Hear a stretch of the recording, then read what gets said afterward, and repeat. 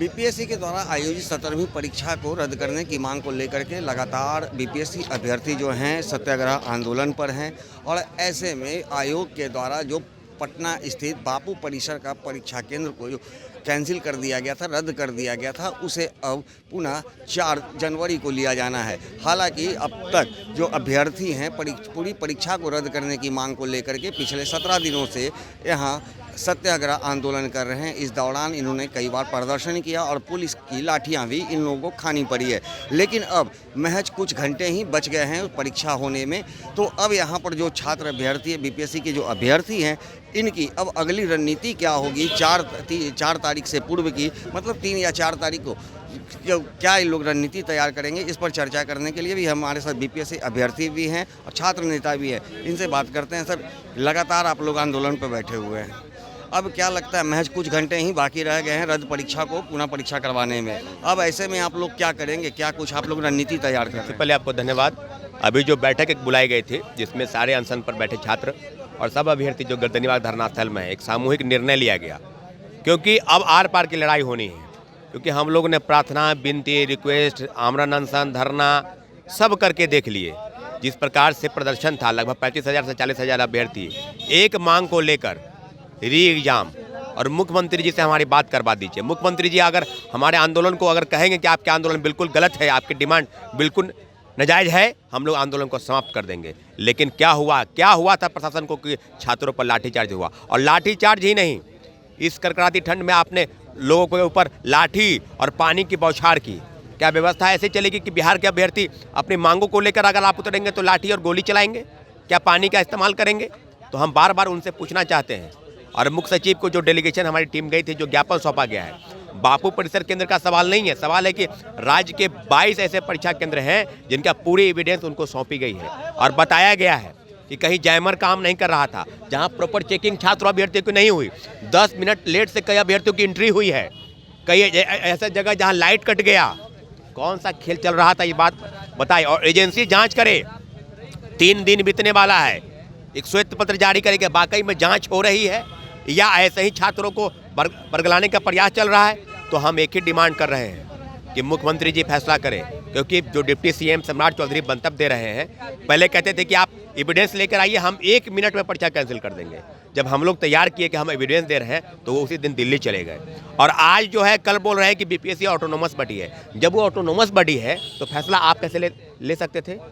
निश्चित रूप से सम्राट चौधरी हो या जिस प्रकार से सरकार के कई ऐसे लोग हैं जो लगातार मीडिया में बयान दे रहे हैं, ऐसे बयानों से उनको बचना चाहिए। उनको याद रखना चाहिए कि एक रवि परमार मनु भाई के तुगलकी फरमान से बिहार की व्यवस्था नहीं चल सकती है। छात्र अभ्यर्थी नौकरी नहीं मांग रहे हैं आपसे एक परीक्षा एक शिफ्ट में आयोजित हो, इसी की डिमांड कर रहे हैं। और परीक्षा में मात्र पीटी परीक्षा है, अभी मेंस होना है, अभी इंटरव्यू होना है, फाइनल रिजल्ट तक जाना है। लेकिन इन लोगों को क्या हड़बड़ी है?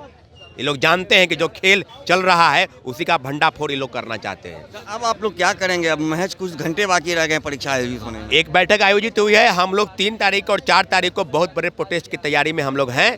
जिस प्रकार का प्रोटेस्ट आपको 29 दिसंबर को दिखाई दिया था, उसी तरीके का प्रोटेस्ट हम लोग आगे कल या परसों आपको दिखाई देगा। सर, कई छात्र संगठन, युवा संगठन के साथ कई पॉलिटिकल नेता भी हैं आप लोगों के समर्थन में हैं और उन्होंने आह्वान किया है कल चक्का जाम करने का। क्या लग रहा है अब आप लोग किस चीज़ के मूड में हैं? हम लोग किसी राजनीतिक दल से तो हैं नहीं, हम लोग छात्र हैं। फिर भी हम लोग, अगर कोई भी पार्टी के लोग आते हैं, कोई भी नेता आते हैं, तो उनका स्वागत है और हमारे साथ मिल करके वो काम कर सकते हैं और हमारे जो है आंदोलन को वो सहयोग कर सकते हैं। और हम लोग जो है यहाँ अहिंसात्मक रूप से जो है आंदोलन कर रहे हैं। और हम लोग नीतीश कुमार को एक तरह से नीतीश चाचा कहते हैं, और नीतीश चाचा जो है हम लोगों के दुख में साथ नहीं दे रहे हैं। और अगर दुख में साथ नहीं देंगे तो फिर जो है आगे आने वाले चुनाव में हम छात्र लोग जब वोट डालने जाएंगे तो फिर जो है किस तरह से हमारे अंदर जो है, हमारा हार्ट जो है, हमारा दिल किस तरह से अलाउ करेगा कि हम लोग जो है नीतीश चाचा के समर्थन में, उनके पक्ष में जो है वोट दें, क्योंकि दुख में वो साथ नहीं दे रहे हैं। इसीलिए मैं एक जो है रामधारी सिंह दिनकर की 2 पंक्तियाँ कहना चाहूँगा कि संबंध कोई भी हो, लेकिन यदि दुख में साथ ना दे अपना, तो फिर सुख में उन संबंधों का रह जाता कोई अर्थ नहीं। इसीलिए मैं ये रिक्वेस्ट करना चाहूँगा नीतीश कुमार जी से कि ये जो है 912 जो केंद्र बने थे परीक्षा केंद्र, अगर बापू परीक्षा परिसर में सिर्फ धांधली हुई है, जिसको आप लोग सभी लोग जानते हैं सर, आप लोग अब क्या करेंगे? कुछ घंटे रह गए हैं परीक्षा को हम लेकर। लोग अब जो है इतने दिनों से अहिंसात्मक रूप से जो है आंदोलन कर रहे थे, लेकिन हम लोग अब जो 3 तारीख और 4 तारीख को करने जा रहे हैं, मतलब थोड़ा सा उग्र प्रदर्शन करेंगे हम लोग, क्योंकि लास्ट में जो है महात्मा गांधी भी जो है उग्रता की ओर अग्रसर हुए थे, करो या मरो का नारा दिए थे, और हम लोग जो अपना पेशेंस खो चुके हैं, क्योंकि उस दिन जो बर्बरतापूर्वक लाठीचार्ज हुआ था, हम लोग जो है बुरी तरह से पिटाए थे। एक तो ठंड में जो है वाटर कैनन का इस्तेमाल किया गया, भिंगा दिया गया, और अभी तक फीवर है मुझको, और उसके बाद बहुत बर्बरतापूर्ण तरीके से पिटाई की गई। सर, लंबे समय से आप लोग सत्याग्रह पर हैं। अब जब आयोग के द्वारा जो परीक्षा रद्द की गई थी बापू परिसर की, अब उसे लेने में कुछ ही घंटे बाकी है। ऐसे में अब इस समय आप लोग कौन सी रणनीति अपनाएंगे कि सरकार आपकी मांगों को पूरा करने के लिए बाध्य होगी? सबसे पहले आयोग का जो दोहरा चेहरा है वो हम पहले उजागर करेंगे। उन्होंने पहले बोला था कि 911 सेंटर पे सब कुछ सही रहा, एक सेंटर पे गड़बड़ हुआ है। अब वो एक सेंटर के लिए उन्होंने 22 सेंटर बनाए हैं। अभी जो आया है उनका, उन्होंने 22 सेंटर में बांटा है उसका। अगर मान लीजिए 22 सेंटर में अनियमितताएँ हुई हैं तो सबसे पहला आधार बनता है कि उस परीक्षा को कैंसिल करने का, क्योंकि आपके समानता के अधिकार, राइट टू इक्वलिटी, आर्टिकल 14 और आर्टिकल 16 जो संविधान में हमें दी गई है उसका वॉयलेशन है। ठीक है। दूसरा कि आपने सबूत मांगा, बहुत सारे नेताओं ने आके बोला कि आप हमें सबूत दीजिए, एक सबूत दीजिएगा हम कैंसिल कर देंगे। हम आपने आपको बहुत सारे सबूत दिए, कई सबूत दिए हमने आपको, और उस कई सबूत को जांच करने का काम, उसकी सत्यता की जांच करने का काम एक एजेंसी की होती है। आपके पास EOU है, आपके पास CBI है, आपके पास बहुत सारी एजेंसियां हैं जिसकी आप जा सकते हैं। हम कोई CBI और EOU तो हम है नहीं कि उसकी सत्यता की जांच करेंगे। आप इसकी सत्यता की जांच कीजिए, और आपके पास CCTV फुटेज भी है। आपके BPSC का जो कैमरा है वो आपके हर सेंटर पे लगा होता है। तो जिन जिन सेंटर में हमने अनियमितता की बात की है उन सेंटर्स का फुटेज निकालिए। उसके बाद अगर आपके पास अगर वो कंफर्म है कि सही है तो हमारे कोई 5 प्रतिनिधियों को बुला के उन सारे सेंटर्स का फुटेज दिखाइए। अगर हम सेटिस्फाइड, अगर हम नहीं बोलते हैं कि आप पब्लिक डोमेन में डाल दीजिए, आप उनको दिखाइए हमारे डेलीगेशन को।